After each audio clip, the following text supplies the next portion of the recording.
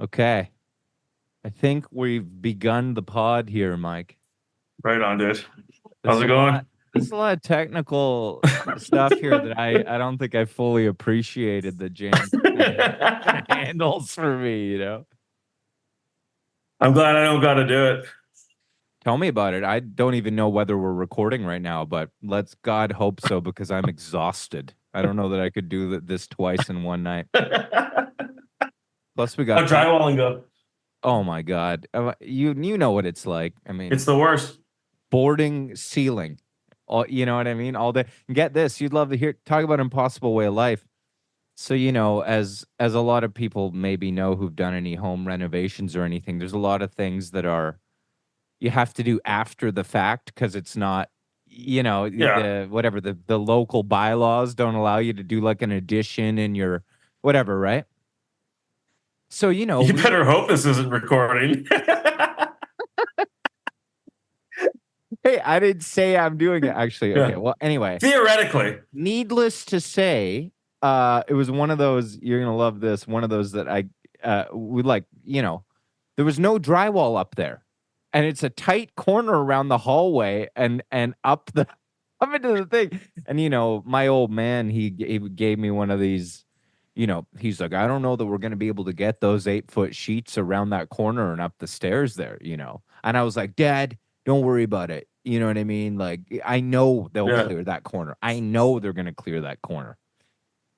They didn't make it around the corner, Mike. So what had to happen was literally had to pass them up, walk them up a ladder on the outside and pass them through the window.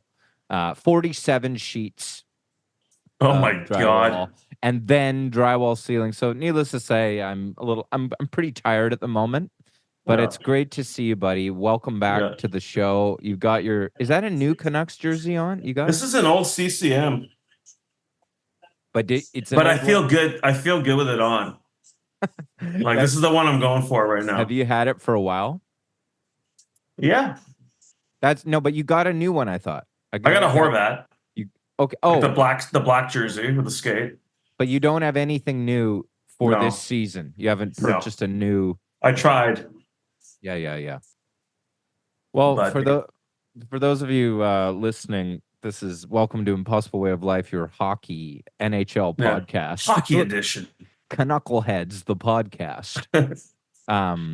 Which probably most likely Mike and I are going to start up a Canucks podcast in about, I don't know, anywhere between 1 year and 25 years. Yeah. That'll probably happen. I think it'd No. be better Hey, if no rush, right? we're like 60, 65 years No, old. still no cup banner. Still talking about it. Oh my God. But anyway, James is out on the road. I think I don't know where he's playing tonight. I know they played in Edmonton recently, so I'm sure that was pretty heated hockey event. So we've got Big Mike Stranglehold Komaszczuk here filling in. What have you been up to, Mike? Where were you today? What's going on? Tell me what's going on. Let's ease in here. Yeah, I got the game on in the background. Yeah. Carolina hanging on for dear life. I saw you squeezing a lime into something. What do you I got a full bar here. I got my Budweiser cup, ice, lime. You put light beers. Lime. You squeeze a lime into and a little bit of orange juice in the beer. So what do you call? Really? Yeah, that is nice. It's refreshing. Is it a name? You got a name for that, or they call it Corey calls it a Boge. Your brother. So those of you listening, you're really going to get a little in. Mike's brother, who maybe we've never spoken about on this show, Corey Komaszczuk, quite a legend in his own right. But we've got a hockey thread going, and he talks a lot about pouring like a 7 pumper. Yeah, he does depends on the status of the night. It could be a 3 pumper, 4 pumper. We don't know. We don't know what he's going to do. And I love just kind of waiting to see if it's going into overtime, what's going on, kind of what number. OT, you're at least at a 5 pumper. Yeah. So when you say a 5 pumper, I'm assuming that this means like you're going glug, glug, glug, glug, glug with the vodka bottle, right? Yeah, you could say maybe it's 5 shots. But you don't. But I think it refers to back in the day when we used to get a Texas Mickey and it'd come with its own pump. I think every pump down would be an ounce. Oh, those are the days back at Christmas at the old Komaszczuk household, Yeah. eh? My mom was absolutely horrified. You guys was that a yearly tradition? You guys used to get one of those big, it was like a whatever, like a 5-pounder. Texas Mickey. Texas Mickey vodka? Yeah, it was vodka. Oh, yeah. Right? Smirnoff? Yeah, I think so. I think it was Smirnoff. Whatever they had, really. Yeah. That came with a pump. Yeah. That was great. And all of us would get pretty pumped, and then your dad would just sit at the piano and just twinkle away. It was great.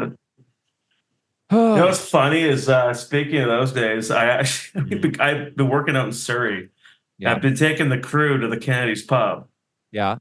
And I think I've seen the guy that had to be held back from beating the shit out of me that one night. That's right.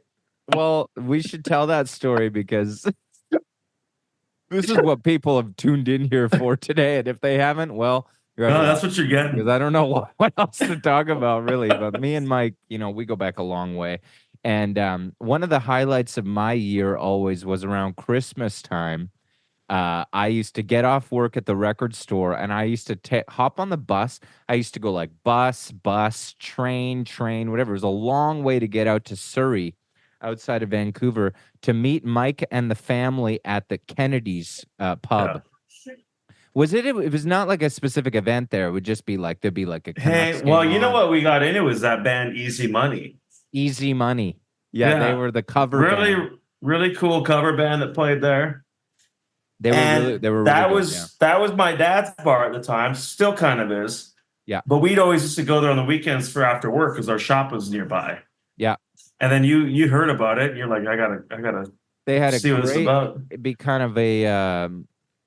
Well, there was a kind of a draw, like a meat draw there. Oh, there's meat draw, and but we used to go there every Christmas. It'd be really fun. His brother'd be there, and then his dad. Then we go back to the house and hang out.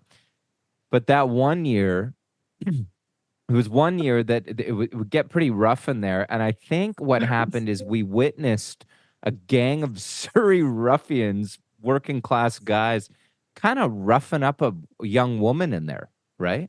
Not roughing up. I think what it was a guy's girlfriend or wife. I don't remember, Right. but she got a little too drunk.